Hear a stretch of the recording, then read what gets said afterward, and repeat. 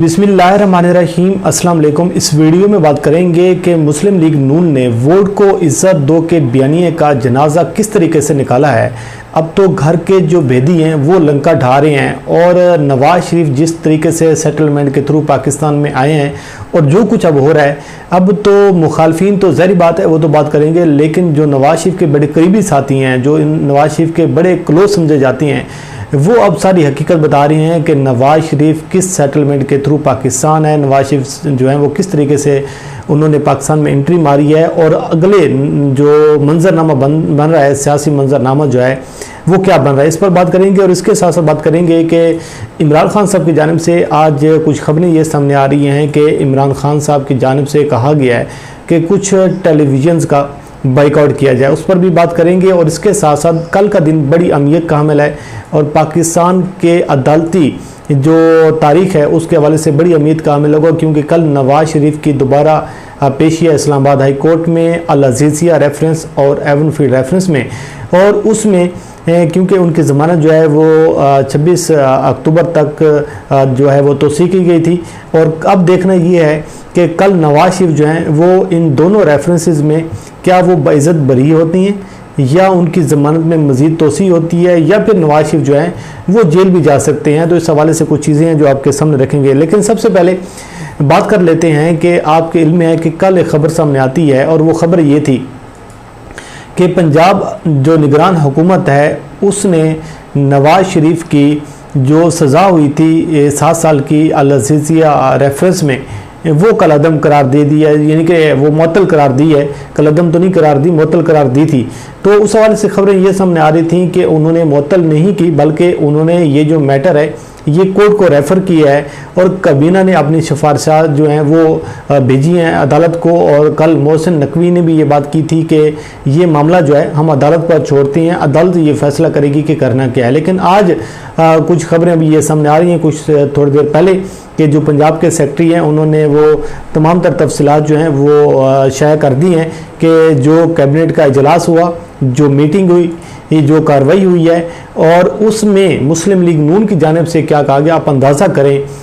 कि किस तरीके से लोगों को जो है वो बेवकूफ़ बनाने की कोशिश की जा रही है। मुस्लिम लीग नून की जानिब से कहा गया है कि क्योंकि जी नवाज शरीफ जो हैं वो मुकम्मल तौर पर सेहत याब नहीं है, मुकम्मल तौर पर उनकी रिकवरी नहीं हुई, लिहाजा अब वो सज़ा नहीं काट सकते। ये वो नवाज शरीफ है, ये वो पाकिस्तान का निज़ाम है। आप अंदाज़ा करें कि किस तरीके से जो है सारी चीज़ें जो हैं वो खुलकर सामने आ रही हैं, किस तरीके से चीज़ें जो हैं वो बेनकाब हो रही हैं कि वो शख्स जो पाकिस्तान तो क्या दुनिया भर के ममालिक की सैर कर सकता है, वो शख्स जो है वो लंदन से पाकिस्तान आ सकता है, मीनार पाकिस्तान उसकी लैंडिंग होती है, जलसा होता है, तकरीर होती है, वो शख्स जो है वो मरी में बैठा हुआ है, वो बिल्कुल पॉलिटिकल जो एक्टिविटीज़ हैं, जो सरगर्मी है, वो तमाम तर सरगर्मियों के लिए वो दस्तयाब है, वो बिल्कुल सेहतमंद है, वो जलसा भी कर सकता है, वो तकरीर भी कर सकता है, वो मीटिंग्स हैं वो भी कर सकता है, सियासी जोड़ तोड़ हो रहा है, जो कुछ हो रहा है सारी चीज़ें हो सकती हैं। अगर वो कुछ नहीं कर सकता क्योंकि वो जनाब सज़ा नहीं काट सकता, जेल में वो नहीं रह सकता, इसलिए जो है उसकी सज़ा जो है वो कलअदम जो है उसको मुअत्तल करने की जो दरख्वास्त दी गई थी उस पर अमल दरामद किया जाए। बहरहाल अब देखते हैं कि अदालत इस हवाले से क्या फ़ैसला करती है, लेकिन आप ये देख लें कि किस तरीके से जो है पूरा निज़ाम एक जो है वो मफलूज होकर रह गया है और एक शख्स जो है वो तमाशा बना रहा है, लेकिन किसी को इस हवाले से कोई गर्ज नहीं है कि क्या होता है क्या नहीं होता। और वो शख्स जो है उसका दिल करेगा तो वो जेल जाएगा, उसका दिल नहीं करेगा तो वो जेल नहीं जाएगा। तो ये फिर तमाम कैदियों पर कानून लागू कर देना कि जो कैदी जो हैं वो बहुत सारे कैदी ऐसे हैं जेलों में जिनकी जो बीमार पड़े हुए हैं, जो दिल के मरीज़ हैं, जो गुर्दों के मरीज़ हैं, तो फिर उनके लिए ये ऑप्शन रख दें कि भाईजान निगरान हुकूमत जो है वो अपनी कलम का इस्तेमाल करे और सबकी जो है वो जो सज़ाएँ वो मुअत्तल करना शुरू कर दे, ताकि कुछ लोग ऐसे भी हैं जिनको हॉस्पिटल तक जो है वो नहीं अपना वो जा पा रहे। लेकिन ये है कि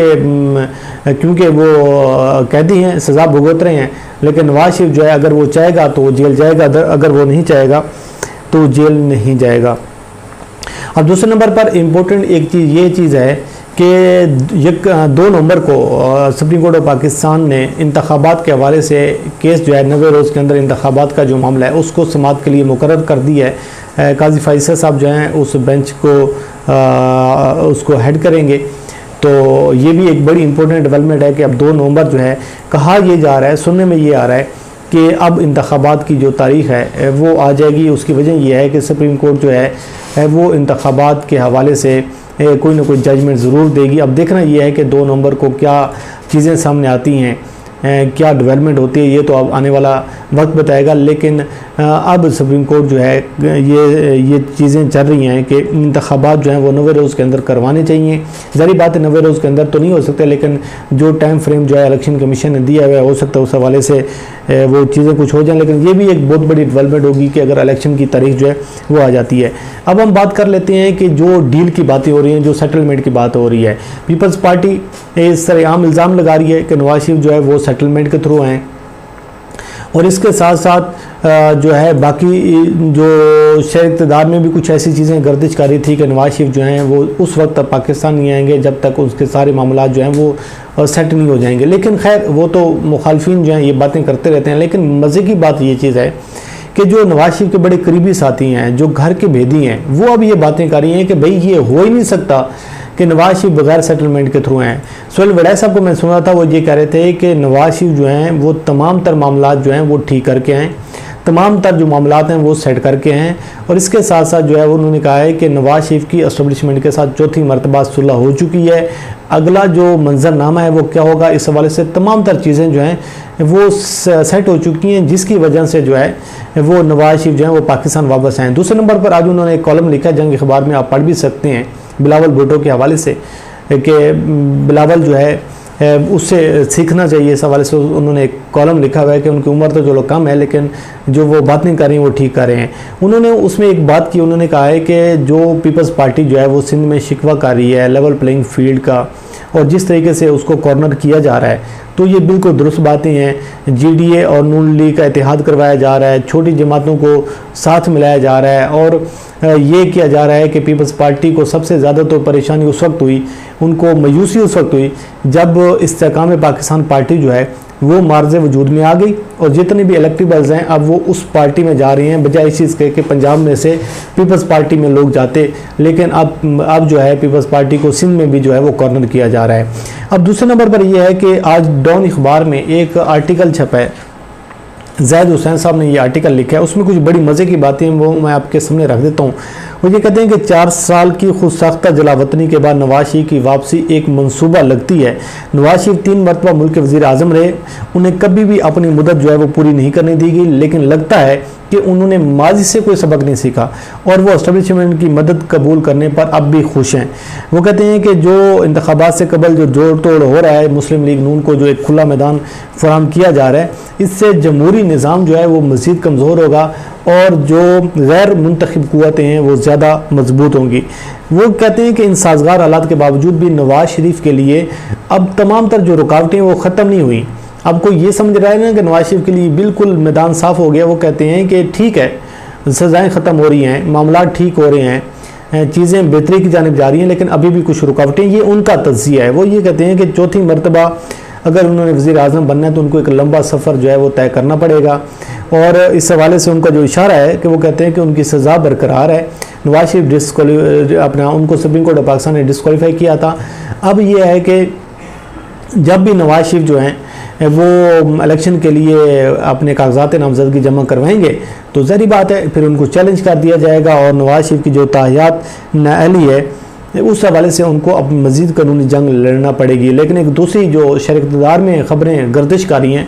इसी हवाले से वो ख़बर ये भी है कि नवाज शरीफ जब आरूज़ के पास अपने कागजात नामजदगी जमा करेंगे तो एक उसकी क्या मजाल है कि वो नवाज शरीफ के जो है वो कागजात नामजदगी एक्सेप्ट ना करें। तो जब वो एक्सेप्ट कर लेंगे तो फिर उसके बाद मामला ट्रिब्यूनल में जाएगा, ट्रिब्यूनल में जाके मामला वैसे भी जो है वो चीज़ें तय हो जाएंगी। आगे वो लिखते हैं कि नवाज शरीफ की वापसी से कबल पार्टी में तो इत्मीनान बहाल हुआ है, लेकिन ये भी अभी क्वेश्चन बाकी है कि नवाज शरीफ का जो वोट बैंक है, जो वोटर है, जो जिसने इंतखाब वाले दिन जो है आके मुंतखब करना है, ये एक क्वेश्चन है कि नवाज शरीफ क्या वोटर का एतमाद भी बहाल करने में कामयाब होंगे या नहीं होंगे। क्योंकि जो जिस तरीके से जिस रास्ते से, वही खुर्शीद शाह वाली बात है कि आप ज़रूर आओ लेकिन किसी की मदद से और किसी के हाथ से ना आओ। तो पीपल्स पार्टी तो अब ये भी कह रही है कि नवाज शरीफ जो है वो इमरान खान प्लस हो रहे हैं।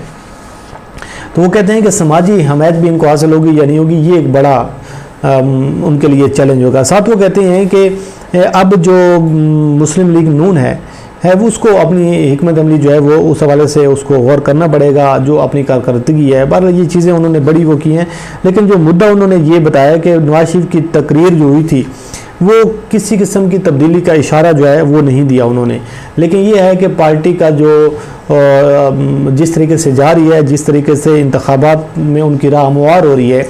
और मशकूक इंतखाबात के ज़रिए एस्टेब्लिशमेंट की हमायत से वो इक़्तिदार में तो आ सकते हैं, लेकिन इससे मुल्क में इस्तेहकाम नहीं होगा। ये भी बहुत बड़ी बातें हो रही हैं कि अगर आप पॉपुलर डिसीजन नहीं करेंगे, अनपॉपुलर आप डिसीजन करेंगे, और साथ अगर आप जो शफाफ इंतखाबात हैं जिन पर अभी से क्वेश्चन मार्क हैं, आप अंदाज़ा करें, आप निगरान सेटअप की ट्यून ज़रा चेक करें, आपको निगरान वज़ीर आज़म का बिहेव चेक करें, आप निगरान वज़ीर आला का उनका बिहेव चेक करें, तो आपको अंदाज़ा हो जाएगा कि कहीं से ये आपको निगरान सेटअप लगता है, कहीं से आपको लगता है कि इसने आकर जो है एक शफाफ इंतखाबात करवाने हैं। अगर कोई भी सहाफ़ी सवाल करता है तो वो आगे से निगरान वज़ीर आज़म साहब ये जवाब देती हैं कि भाई आपको उस जज का नाम पता है जिस जज ने एक शख्स को सादिक और अमीन करार दिया था।